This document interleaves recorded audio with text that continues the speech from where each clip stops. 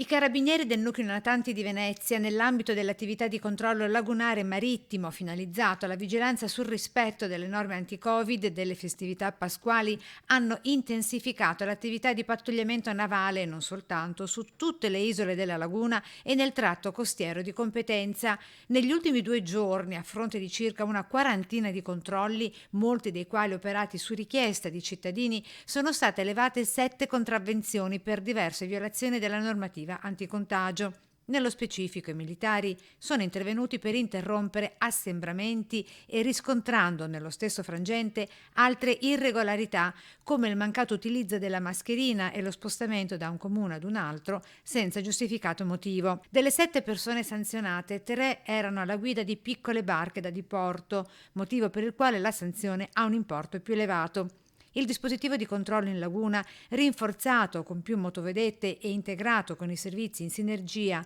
con le altre forze di polizia, si protrarrà anche nei giorni delle festività pasquali.